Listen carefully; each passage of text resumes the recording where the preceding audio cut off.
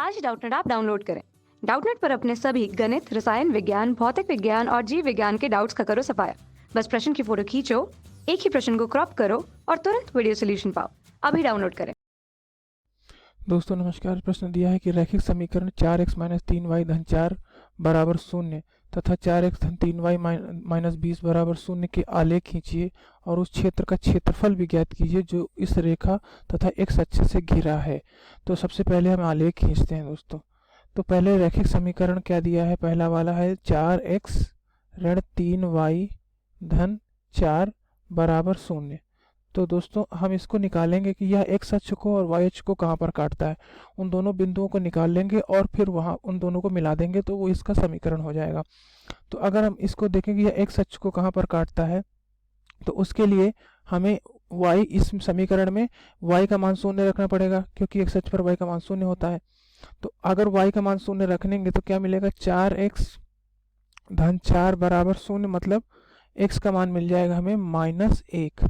तो ये हमें मिल गया x बराबर -1, x अक्ष का मान मिल गया। ठीक है, तो यानी कि यहाँ से यह x अक्ष पर किस बिंदु पर काटेगा यह रेखा। अगर ये समीकरण से रेखा बन रही है वो x अक्ष को कहाँ पर काटेगी, -1, 0 पर। अब y अक्ष को देखते हैं दोस्तों, y अक्ष को कहाँ पर काटेगी। तो y अक्ष के लिए इसका मान x बराबर 0 रख देंगे।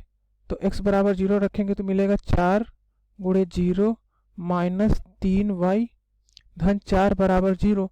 तो यहाँ से हमें क्या मिल जाएगा, y बराबर मिल जाएगा -4 बटे -3, मतलब कह सकते हैं कि 4 बटे 3।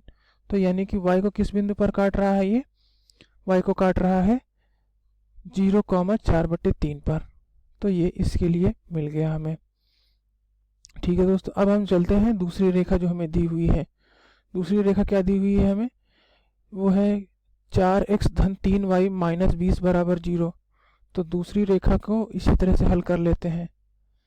सबसे पहले समीकरण लिखते हैं, क्या दिया हुआ है, 4x धन 3y माइनस 20 बराबर 0। तो यहाँ से x अक्ष को देखेंगे अगर हम, तो x अक्ष को, तो यहाँ से y का मान अगर हम रखेंगे 0 के बराबर तो क्या मिलेगा हमें, 4x माइनस 20 बराबर 0, मतलब कि x बराबर क्या मिलेगा हमें, 5। ठीक है, और तो यहाँ से हमें इसका मतलब ये x अक्ष को 5,0 बिंदु पर काटेगा।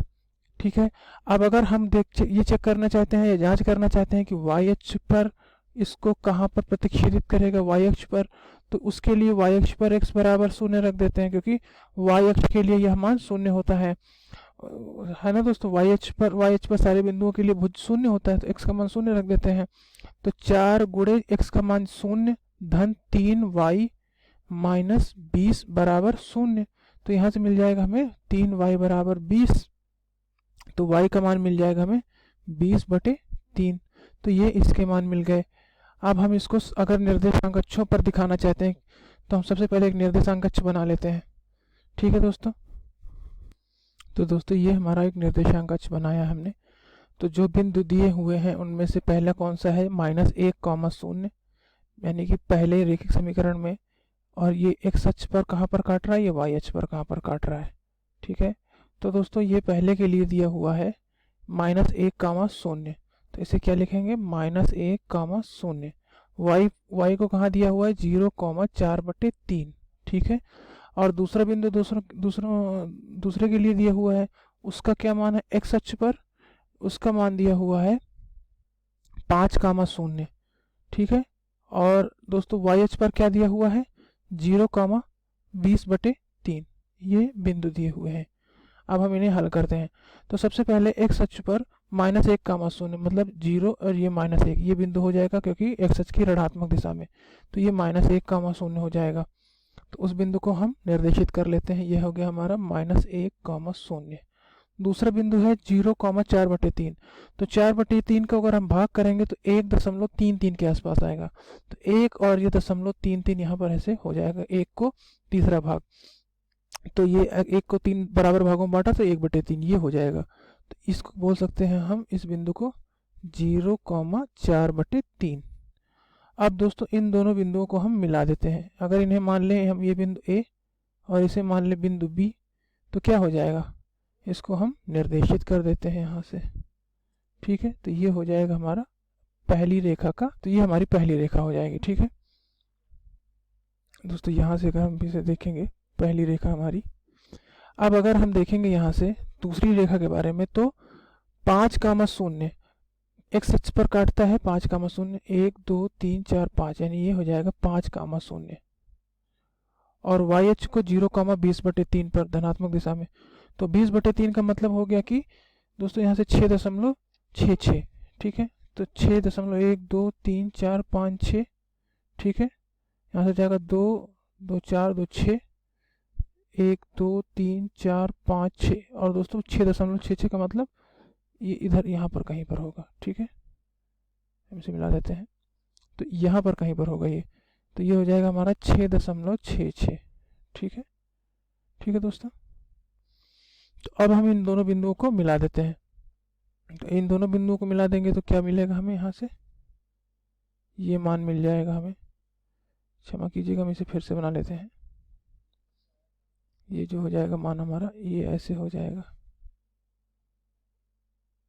ठीक, तो दोस्तों ये हो गया। अब अगला बिंदु हमारा जो दिया हुआ वो क्या है, अगला है और एक सच से गिरा, तो एक सच क्या है, ये एक सच भी बना लिया हमने। ये दोस्तों एक सच दिया हुआ है। ठीक है, तो ये आप देख सकते हैं कि एक बिंदु हो गया हमारा -1,0, दूसरा हो गया 5,0, और तीसरा बिंदु हमें निकालना है।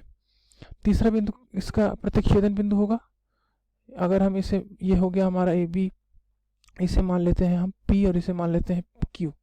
ठीक है, तो अब यहाँ से ये जो त्रिभुज है बन रहा है, इसको अगर हम छायांकित करें तो ये जो पीले रंग से छायांकित भाग है, इसको बोल सकते हैं हम कि यही त्रिभुज बनेगा। अब इसमें 3 बिंदुओं में से 2 बिंदु हमें पता है, एक है A, दूसरा है Q।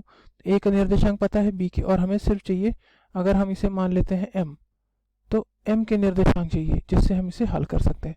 तो M क्या होगा दोस्तों, M इन दोनों जो रेखाएं दी हैं, रैखिक समीकरण दिए हैं, इन रैखिक समीकरण का प्रतिच्छेदन बिंदु होगा। ठीक है, तो अब इनको हल कर लेते हैं। तो पहला समीकरण दिया हुआ था 4x, और क्या दिया हुआ था दोस्तों, धन 3y, क्षमा कीजिएगा ऋण 3y है, तो 4x ऋण 3y धन 4 बराबर 0।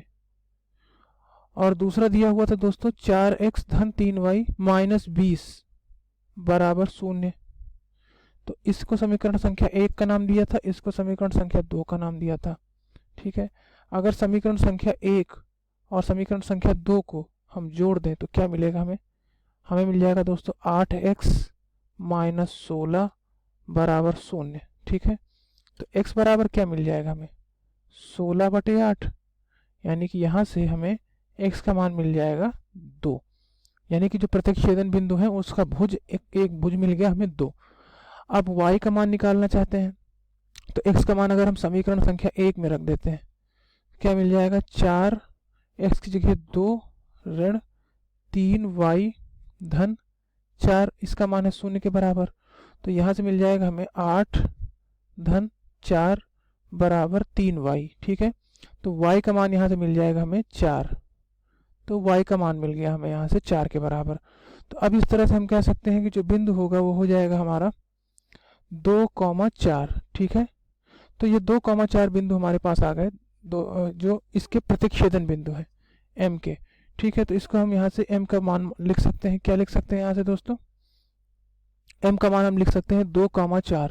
ठीक, तो ये हो जाएगा 2,4, ये m का मान मिल गया हमें।